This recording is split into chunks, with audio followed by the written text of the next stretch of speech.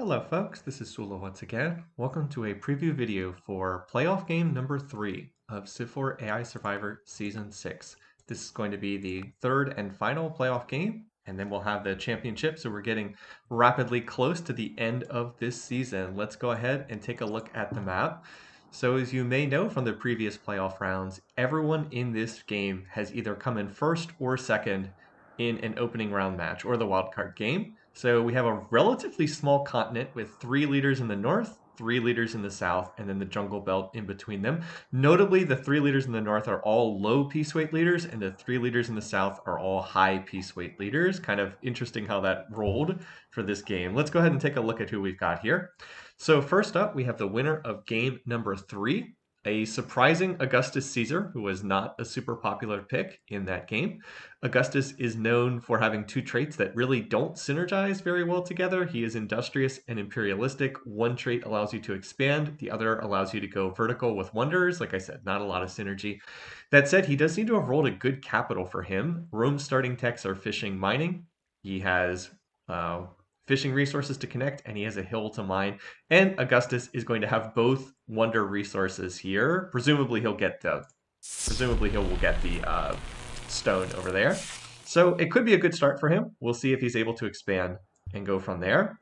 All right, next to him is the winner of game number 6, an even more surprising winner. Churchill was the winner of that game. Churchill, a leader who had really done nothing up to that point in time.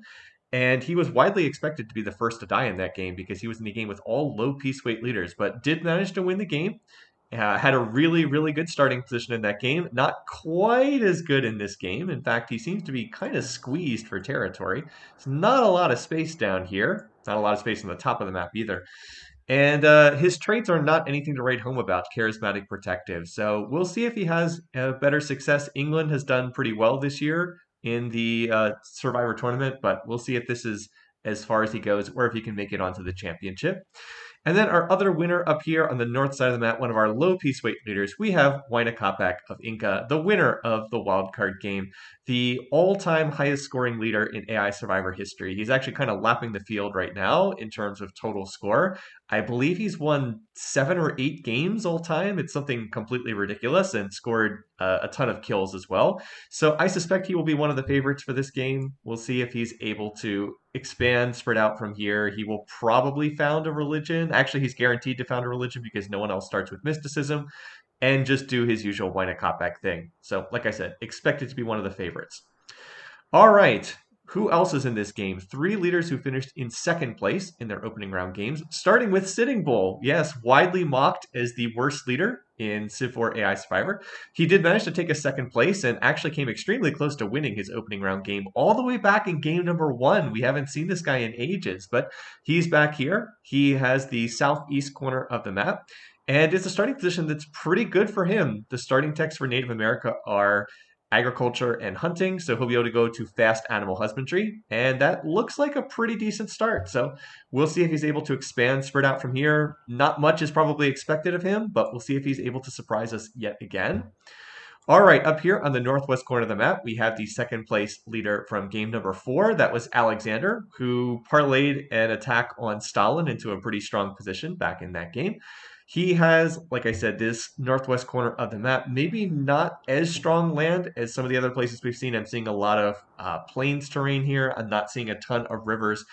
But he does have iron at his starting position, so he will be able to connect metal resources relatively early. With his militaristic tech preferences, he'll probably go ironworking pretty early. And then we'll see who he chooses to attack. Who Alex goes after, he's one of the most aggressive leaders in Civ4.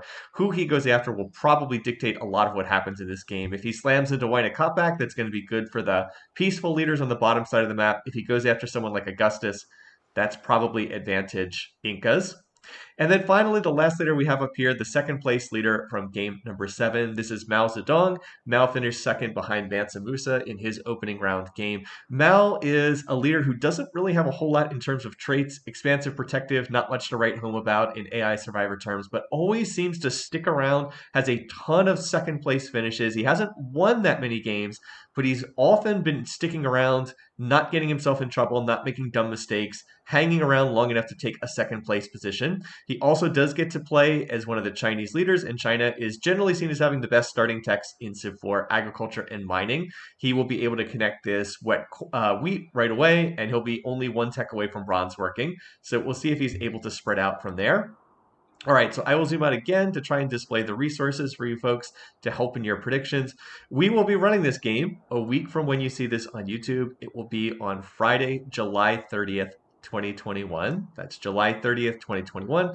Our usual Friday start time at noon Eastern. We run this on live stream. We run a picking contest. You guys probably know that by now if you're watching this, but there's more detail linked underneath the video. So hopefully you'll be able to come out and join us for playoff game number 3 of Civ4 AI Survivor Season number 6. Until then, have a great week. I'll see you guys soon. Take care.